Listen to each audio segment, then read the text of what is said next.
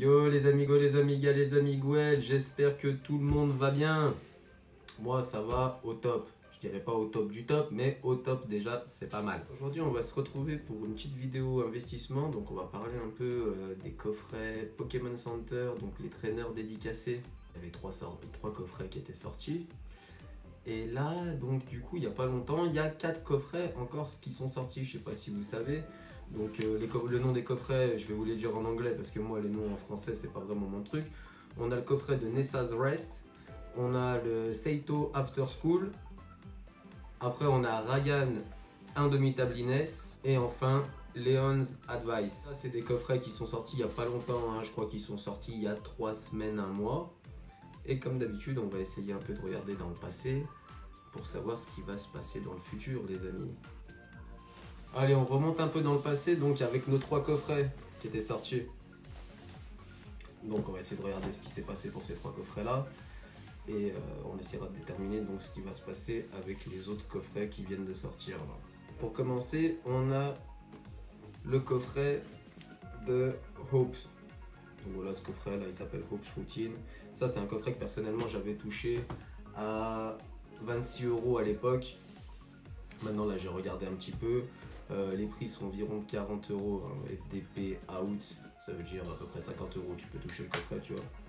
Bon, ça a fait un petit up, mais bon, c'est pas trop ça.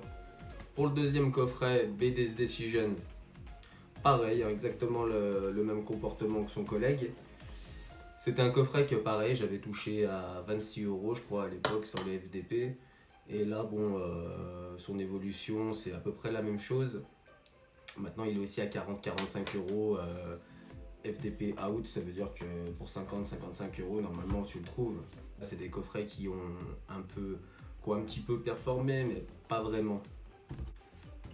Là où se situe l'ascension beaucoup plus fulgurante et où ça devient un peu plus intéressant de parler, c'est donc pour Marnie. Parce que Marnie, donc tout le monde sait que c'est une fille. Là-bas, c'est une dresseuse au Japon qui kiffe de ouf. Ils kiffent de ouf, cherche pas plus loin, ils kiffent de ouf. Les mecs, ils s'en foutent, eux, ce qu'ils veulent, c'est de la Marnie. Donc Marnie, c'était un coffret que j'avais touché 75 balles en même temps que les autres coffrets, qui étaient déjà beaucoup moins chers. Là, je viens de checker un peu les ventes réussies d'eBay. En moyenne, on est à 160 €. Donc voilà, on a quand même une très belle performance. On a fait un peu plus que x2 sur cet item. D'ailleurs, c'est un coffret, donc Marnie qui a tellement de succès que Pokémon Company, ils l'ont même sorti en anglais, là tout le monde a vu, ils l'ont pas sorti pour OPBD, hein.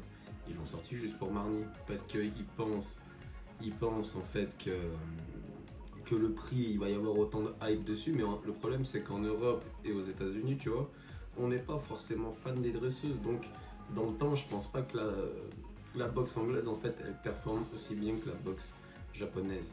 Bon, maintenant qu'on a un peu étudié ce qui s'est passé dans le passé, on va un peu regarder donc nos coffrets là qui sont sortis il y a 2-3 semaines. Pour commencer, on a nos 2 coffrets, donc des garçons là, Ryan Indomitabliness et l'autre Leon's Advice. Excusez-moi pour l'accent.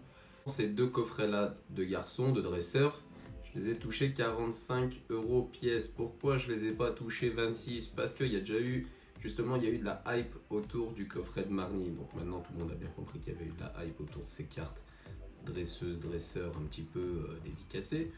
Donc ils en profitent un peu pour monter tous les prix directement. Moi, personnellement, c'est 2 coffrets que j'ai touchés 45 € pièce. Mais je les ai trouvés sur net à peu près 50 balles. Je les ai trouvés, il n'y en a pas beaucoup, mais je les ai trouvés à 50 balles chacun pièce. Là où ça devient plus intéressant, c'est pour les dresseuses. Donc on a le coffret de Nessa's Rest et le coffret de Saito After School.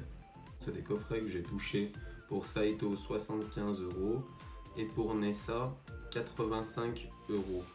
Pourquoi? Parce que Nessa, il faut savoir que après Marnie, c'est une des dresseuses qui kiffe à mort, Et comme ils ont vu qu'il y avait eu de la hype pour le coffret de Marnie, ils savent très bien qu'il va se passer exactement la même chose avec Nessa et éventuellement avec Saito, ça va être le même, ça va se passer pareil aussi.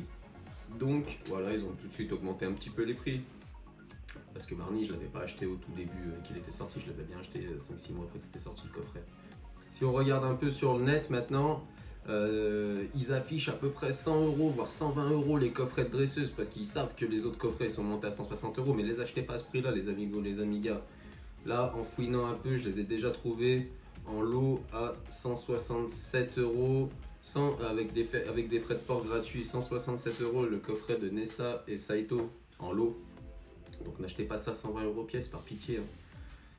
Pour résumer, est-ce que ces coffrets sont un bon investissement ou non? Si on regarde ce qui s'est passé dans le passé comme d'habitude, alors on peut constater que les dresseuses ont un potentiel d'augmentation qui est plus grand que les dresseurs. Donc personnellement, moi, je conseillerais de ne pas prendre, d'investir sur les dresseuses. Et les dresseurs, si vraiment c'est un coup de cœur pour vous, que vous aimez bien l'item et tout, prenez-le. Mais en fait, ne comptez pas là-dessus pour que ce soit l'item qui performe le mieux en fait. Comme d'habitude, moi je vous conseille rien d'acheter, rien de faire. Moi je vous fais juste part un peu de mon analyse et de ce que je pense qui va arriver. Ça veut pas dire que voilà, je sais tout ce qui va arriver, hein, les gars, les amigos, les amigas. Merci à tous si vous avez regardé cette vidéo. Si ça vous a plu, n'hésitez pas à vous abonner, à lâcher un petit like. Et voilà, ça fait toujours plaisir à la famille. On se retrouve très bientôt pour une ouverture de display Legendary Heartbeat quand la poste voudront bien me livrer parce que je sais pas ce qu'ils font en ce moment. Allez, à bientôt les amigos.